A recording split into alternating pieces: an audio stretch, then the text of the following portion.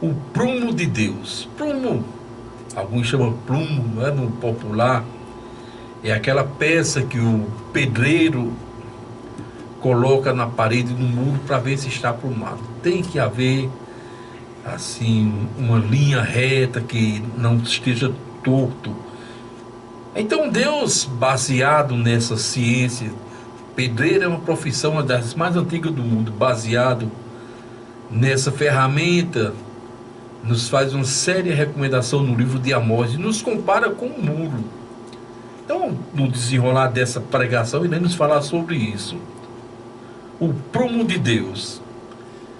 Isso porque os pecadores estão vivendo em uma esfera, em uma zona de conforto, pensando que estão agradando a Deus, pensando que estão sendo de Deus, quando na realidade não passam de escravos do diabo, não passam de servos de Satanás, obedecendo na íntegra toda a inclinação do pecado. E o mais insano dessas palavras, que sempre eu começo mostrando a situação do pecador e a condição que o Criador dá de redenção, sempre eu mostro isso, o pecador, os contextos atuais. E o mais difícil dentro dessa conjectura é que eles acreditam que por pertencer a uma religião grande, tradicional, tem a salvação eterna.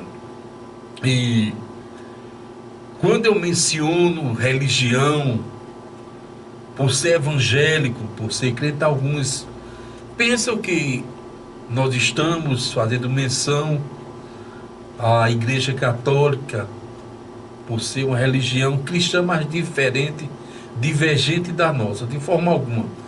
Quando fala em religião, está incluído em primeiro lugar a comunidade evangélica. Não quero saber da fé, não quero saber da religião de ninguém, e quero saber sim, se estão se moldando a palavra de Deus, a começar por aquela que nós temos abraçado, o evangelismo. Isso porque a geração mais pervertida, a geração mais troncha, mais imoral que nós temos visto é essa última geração, essa que vem aí, com toda essa deliberação sexual, com todas essas facilidades de drogas, de roubo. E o mais difícil dessa geração que estamos evidenciando, essa geração troncha, eu digo com toda a autoridade, Alexandre, é a pior geração de pastores que estamos vendo. É o evangelho da vergonha, o evangelho do escândalo, o evangelho das vantagens. Por isso é que nós tentamos fazer a diferença, sempre recomendando as pessoas, se realmente estão seguindo a Cristo, se estão vivendo o evangelho de transformação. Porque em Malaquias 3,18 diz: uma vez vereis a diferença do que serve a Deus para o que não serve a Deus, do justo para o ímpio. Então a diferença está aí. Você vai saber quem é cristão, quem é obediente ou não. Porque nós temos uma geração que está totalmente com a vida torta, com uma vida desregrada diante de Deus. E baseado nisso, aproximadamente há 2.800 anos passado, nesse período existia um profeta chamado Amós, que significa aquele que leva as cargas, o qual Deus se apropriou dele e falou algo que foi inusitado para aquela época e tem ecoado durante os séculos, tem atravessado as gerações, moldando, colocando em ordem. E por que não dizer que chegou aos dias atuais? Chegou dentro da nossa realidade, o mesmo que aconteceu com Israel há 2.800 anos passado, tem acontecido no meio do povo de Deus atualmente. Então vamos tomar posse desse texto bíblico para mostrar em um leque aberto, em uma esfera de simplicidade, da qual você entenderá o objetivo da nossa palavra e a sua posição diante de Deus, se você está troncho ou se você está aprumado. Amós, capítulo 7, versículos 7 e 8. E mostrou-me também, e eis que o Senhor estava sobre o muro, levantado a prumo, e tinha um prumo na sua mão. E o Senhor me disse: que tu vê, Amós? E eu disse: um prumo. Então disse o Senhor: eis que porei o prumo no meio do povo de Deus, e nunca mais passarei por eles. Então observe que era um momento de prestação de contas, era um momento que Deus chamava a responsabilidade, e comparou o povo com um muro troncho. Israel sempre está relacionado com o povo de Deus, porque nós somos o quê? A Israel espiritual, a igreja do Senhor. A outra é Israel física, biológica, Israel nação. Então sempre que a Bíblia diz Israel, para os contextos atuais, está falando no povo de Deus, do qual nós somos abraçados através desse sacrifício propiciatório de Jesus. E Amós disse, e Deus disse a Amós: eis que porei um prumo no meio do povo, e nunca mais passarei por ele. O que Deus queria dizer? Deus disse que iria tirar a medida, iria olhar aquele que estava em ordem ou não, e nunca mais passaria mais por ali para ver. Então nós entendemos também que é uma palavra de ultimato, é uma palavra de última hora, como todas as igrejas do Senhor, todo o evangelho que está sendo apregoado no contexto atual, é a mesma mensagem. Jesus está voltando desde a época de Cristo, desde a implantação da igreja até os dias atuais. A mensagem tem sido uma só: Jesus está voltando. Porém, as pessoas não estão percebendo esse mistério. E os principais sinais estão aí. A guerra, a grande perseguição contra Israel, como tem mostrado nos evangelhos, especialmente em Mateus 24. E fala no mundo: fome, guerra, rumores de guerra, terremoto, peste. E todos esses grandes sinais que nós estamos vendo. E hoje o Senhor tem dado uma palavra diferente. Uma palavra dizendo que vai tirar a medida da sua vida, se é que ele já o fez, e nunca mais vai passar. Quer dizer, está dando a última oportunidade. Então você que tem brincado com o evangelho, você que tem ido às igrejas evangélicas e lá não volta mais, você que tem tido esse chamado a igreja evangélica para seguir a Cristo e tem prevaricado, tem desobedecido, é última hora, é momento que o Senhor está te chamando para uma reconciliação. Deus não está chamando para a morte, Deus não está chamando para uma prestação de conta, e sim para te abraçar, para te receber nesse evangelho que tem feito maravilhas em muitas vidas. E nunca se iluda com a mensagem do mundo, a mensagem de facilidade. Porque se tem uma coisa que o diabo faz, é distrair os seres humanos para que eles não compreendam a salvação, nem compreendam o amor de Cristo. Ele sabe fazer essa distração. Você pode perceber, o mais tardar um culto evangélico pode chegar a 2 horas, 7, 9 horas os crentes estão saindo, 6, o máximo 8 horas os crentes estão saindo. E dá uma coceira no ouvido das pessoas, dá uma agonia, as pessoas ficam inquietas. Porque o mundo sabe distrair, o diabo sabe distrair, sabe iludir. Mas muitas vezes estão nos eventos aí dos humanos, dos réis insignificantes, dos imorais mortais, como faço parte também desses imorais mortais, porque eu sou humano. Muitas vezes chega no evento de 2, 1 hora da tarde, vai até 3, 4 da manhã, muitas vezes é 7, 8 atrás de uma história, de correr atrás, de fazer aquelas populares, de estar levantando a mão, de estar glorificando o nome do homem. Olha bem, a tarde entra pela noite e não cansa. Mas quando se trata do Evangelho, quando se trata da palavra de Deus, é tão troncho, é tão desregrado que não suporta nada que tem relação com Deus. O homem em si mesmo não tem condição de mudar. O homem em si mesmo não pode se justificar diante de Deus. Não tem culto, não tem pastor, não tem ritual, não tem missa de 7º dia, de 30º dia de aniversário que possa tirar o homem das profundezas do inferno e colocá-lo diante de Deus. Por quê?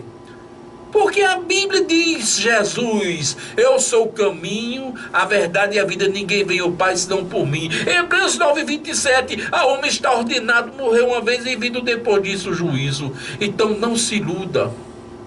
Pelo sangue de Jesus nós temos redenção. Mas em nós mesmos nós não podemos mudar, e nós mesmos não podemos tirar ninguém de uma situação caótica de condenação eterna.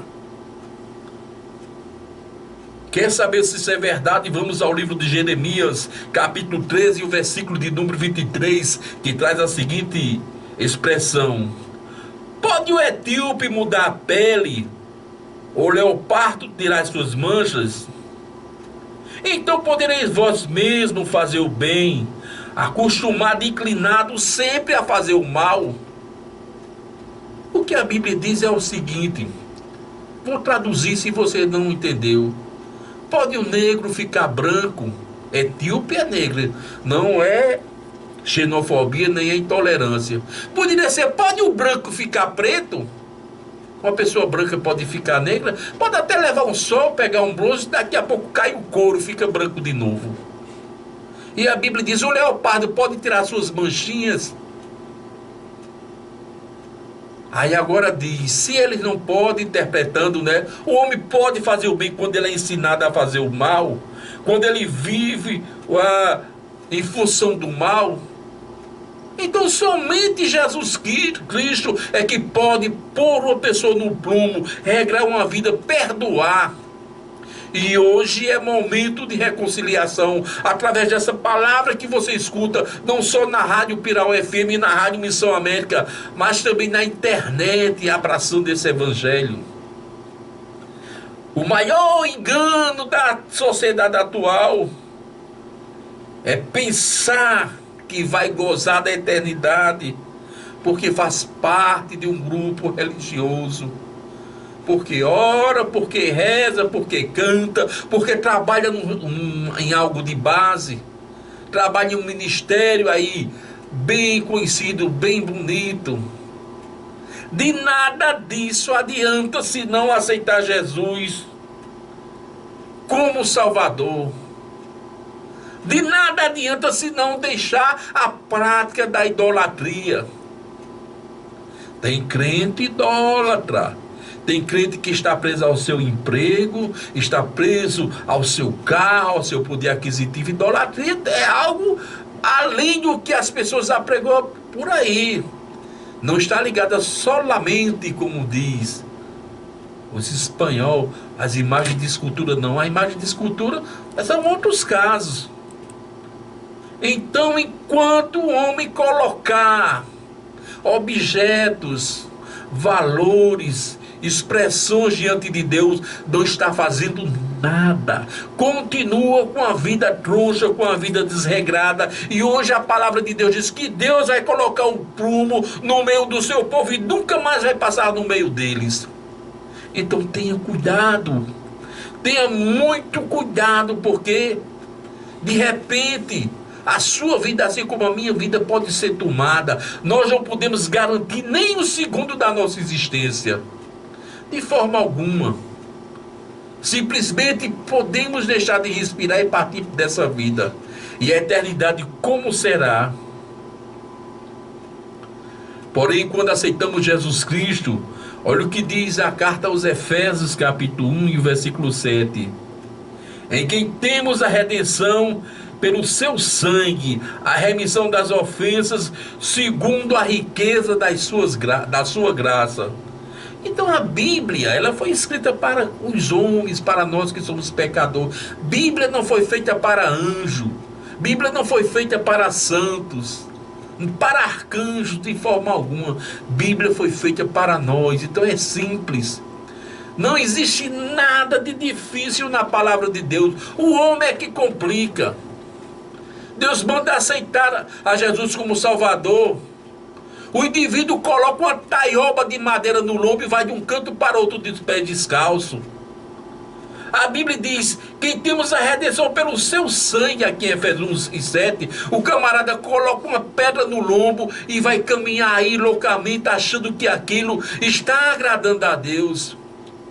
Deus não está interessado em sacrifício. Deus não está interessado em holocausto, porque Jesus Cristo já cumpriu todo esse ministério salvífico. Então não são por forças, por obras humanas. Isso é meninice, isso é loucura. Isso é distúrbio psicológico. Tudo o que a gente faz que fere o nosso corpo, que fere a nossa identidade, que coloca em risco, que coloca em ridículo, é distúrbio psicológico, precisa de tratamento. E esse tratamento aqui na palavra você não vai ter nos consultórios de psicologia, não vai ter nos consultórios de psiquiatria, não vai ter com nenhum terapeuta comportamental, não vai ter com nenhum coach, com nenhum treinador psicológico. Você vai ter mediante a palavra de Deus, que diz a remissão das ofensas segundo as riquezas da sua graça. Então é a riqueza da graça de Deus, não é a riqueza do conhecimento humano, não é a riqueza da ciência humana, mas somente a graça de Deus derramada na vida dos seres humanos. E as pessoas, você talvez diga, eu sou cristão, eu estou no prumo. As pessoas que dizem ser cristão, que diz ser de Deus, observa o seguinte: vamos falar da igreja agora, não é da religião. A igreja, o corpo místico de Jesus Cristo. A igreja deve estudar, deve ensinar, aplicar a palavra de Deus, mesmo que tenha opinião contra as autoridades, opiniões que chegam a ferir a sociedade. Por quê? Porque esses vivem na prática delituosa do pecado. A igreja não vai sair por aí dizendo desaforo, não.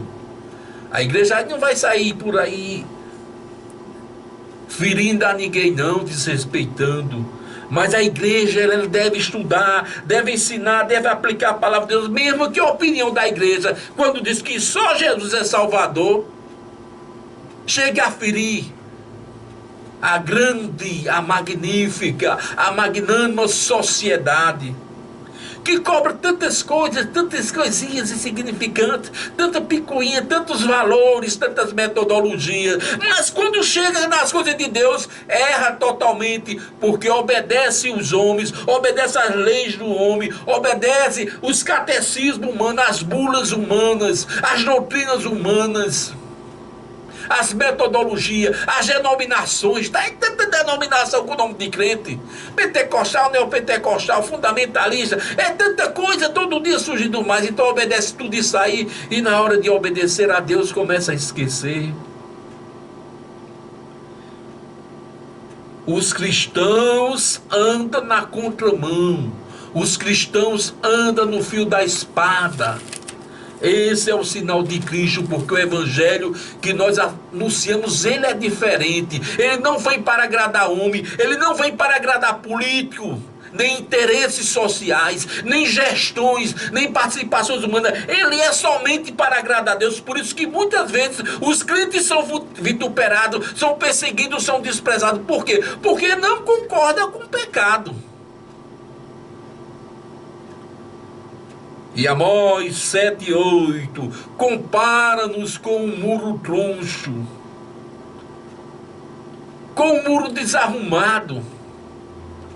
Não precisa ser pedreiro, mestre de obra, nem engenheiro. Quando a gente passa numa muralha, ela está troncha para cair. A gente diz, o muro está troncho, o muro está mal feito. E na construção civil existe uma regra. Quando aquele muro, quando aquela parede está troncha, derruba, não tem condição, vai cair. Vai cair a casa, vai cair a construção. Ah, um reboca, emenda daqui, emenda dali, mas fica uma coisa desajeitada, acaba caindo. Então, é regra. Ora, se na engenharia humana, se nas engenhocas humanas não pode ter as coisas tronchas, imagina nas coisas de Deus. Imagina nas coisas que são santas. Se você acha feio, se você não aceita um muro troncho na sua casa, por que é que Deus tem que nos aceitar troncho diante dele? Motivo que só vou pôr prumo no meio do povo e não vou mais passar, mas nunca mais vou passar, essa é a última vez. Então estamos sendo medidos, estamos sendo julgados, estamos sendo agraciados de uma nova oportunidade diante do Senhor. E o escritor Eclesiastes, capítulo 1, versículo 15, diz o seguinte: olha qual é a situação do ser humano, olha qual é a condição da religião humana, olha qual é a condição de quem segue as inclinações, os desígnios da idolatria. O que é torto não pode ser endireitado, e o que está faltando não pode ser calculado. Eu duvido ter 10 pessoas, você ter 7 pães, a Bíblia diz isso, e dar um pão para cada um, vai faltar 3. Você pode até repartir, beleza. Mas aqui a matemática da Bíblia é completa. Diz o seguinte: não pode ser endireitado o que é torto, e não pode ser calculado o que está faltando. A Bíblia está dizendo, traduzindo para nós, diz que a gente não temos condição dos nossos esforços, nossos rituais, nosso sacrifício humano se endireitar. A nossa vontade humana seguir a Deus tem que ser por Cristo e pela palavra. E diz que não tem como nos calcular diante de Deus, porque está faltando. Falta um pedaço, e quando está faltando, jamais vai ser inteiro, jamais vai ser completo. Então não tem meio céu, não tem meia salvação. Ou é inteiro ou não vai. E essa falta que está sendo mencionada aqui na palavra de Deus é falta de Jesus Cristo. Esse sim completa o homem, esse sim justifica o homem. Em si mesmo, o pecador não pode mudar. Vou repetir, a religião não tem a menor condição de transformar alguém. Somente Jesus Cristo é que pode nos outorgar, nos disponibilizar uma salvação, uma nova e eterna aliança, porque foi o único ser, nós vamos ver no livro de Hebreus, que se dispôs a nos justificar. Está lá o texto, e perguntou: quem cumpre essa obra? E ninguém se manifestou no céu. Sabe por quê? Porque no céu só tem santo, no céu só tem ser puro. E quem desceu do céu, a Bíblia diz que levou nossos pecados, levou nossas faltas, as nossas imoralidades, as nossas pornografias, levou os nossos mau hábitos. Agora imagina aí um ser santo, um arcanjo, um querubim, um serafim, um dos anciãos que atende no trono de Deus, seres totalmente translúcidos, puros, inefáveis de amor.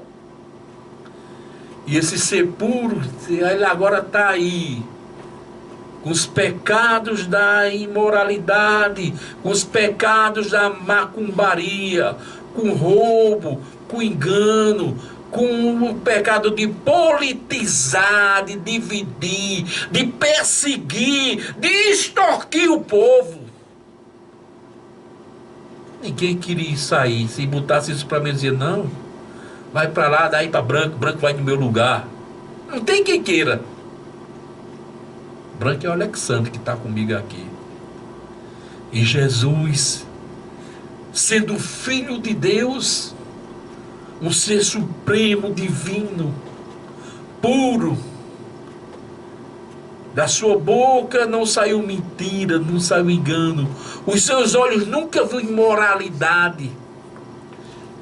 Jesus nunca olhou para uma mulher com desejo de homem, se bem que isso não é pecado não, dentro do casamento, mas ele era tão puro, ele nunca olhou. Ele via-nos como seres que precisam de ajuda. No livro de Isaías 53 diz o seguinte: que ele foi levado nos nossos lugares, o castigo que nos traz a paz estava sobre ele, e sobre as suas pisaduras fomos sarados. Isso é, todo pecado, toda maldade, todo espiritismo do ser humano estava sobre Jesus, toda imundície do ser humano estava sobre Jesus. Diz os teólogos, os estudiosos, eu sou apenas um pequeno estudioso. Diz Jesus, Eli, Eli, samba macã. Deus meu, por que me abandonaste? Sabe o que é que ele quis dizer? Jesus estava tão carregado de sujeira humana que Deus não conseguiu olhar para ele. Ele se sentiu abandonado. Oh meu Deus, por que tu me abandonaste? Aí na mesma hora ele retrucou e cumpriu o ministério. Então quer dizer, um ser puro, um ser celestial, levou nossas culpas, o próprio Deus na pessoa do seu Filho. Nenhum ser, nenhum santo, ninguém levou a culpa do ser humano, nem um santo. Não existe adjuntor, advogado, justificador, intercessor, intercessora diante de Deus. Vamos tirar o engano, vamos tirar a mentira do nosso coração, vamos aceitar Jesus, vamos aceitar essa realidade que dói menos. Vamos entrar no prumo de Deus, na medida de Deus, não é a sua medida não. Que você coloca representantes. A fulana é meu representante. Lá no céu não tem isso não. O representante do homem é Jesus, o sangue da nova e eterna aliança. E aí? Doeu? O seu pastor, o seu líder nunca lhe disse isso não. Robson Colasso está lhe dizendo: o sangue de uma nova e eterna aliança. Não tem outro ser, não tem outra criatura que possa te justificar. Aí sim, acontece o que está em 2 Coríntios 5,17. Assim que, se alguém está em Cristo, nova criatura é, as coisas velhas se passaram, e eis que tudo se fez novo. Entendeu agora? Aí existe uma filosofia no mundo, estou já terminando, uma filosofia no mundo que diz: o pau que nasce torto morre torto. É verdade, você está falando do pau, da madeira, da árvore, da lenha. Mas a pessoa que nasce torta, bandido, filho de bandido, de macumbeiro, de feiticeiro, nasce torto, fora do prumo. Está em Cristo, nova criatura é, as coisas velhas se passaram e tudo se fez novo, recebe a natureza celestial. Então não acredite nas mentiras de Satanás não. Todos que aceitam Jesus são transformados. Mas é preciso querer mudar. A Bíblia diz: não por força, nem por violência, mas pelo meu espírito, convencido com o Espírito Santo. Aí os Efésios capítulo 4, versículo 22, 23, 24, que diz o seguinte: quanto à antiga maneira de viver, que vos for ensinado do velho homem, que se corrompe por desejos enganosos, a seres renovados do modo de pensar, revestido de um novo homem, criado para ser semelhante a Deus em justiça, em santidade, proveniente da verdade. O que é que a Bíblia diz? Ah, um palavreado difícil. Aquela antiga maneira de viver, deixada dos pais ensinada, nas tradições. Comece a despir-se, tirar a roupa do homem velho, receber a roupa de Cristo, que corrompe por desejos enganosos, né? Aí agora no versículo 23 diz: a serem renovados no vosso modo de pensar. Aí diz: revestir, agora veste, aí veste novamente de um novo homem, é que em Cristo, criado para ser semelhante a Deus, em justiça, em santidade, proveniente da verdade. João 14,6, disse Jesus: eu sou o caminho, a verdade e a vida. A Bíblia diz aqui: santidade proveniente da verdade. Verdade é Jesus, meu amado. Tem nada difícil de entender, não. Não é preciso fazer um curso de teologia, não. Não é preciso saber ler e escrever, não, quando diz o seguinte: Jesus disse a verdade, ele é o que é a verdade, então você entende. Até o mudo entende por gesto. Os sinais, né? Os sinais, eles entendem. Então está dita a palavra: entre pelo caminho, deixe que Jesus, deixe que Deus coloque a sua vida em prumo para que você more no céu. Amém. Deixa eu te usar.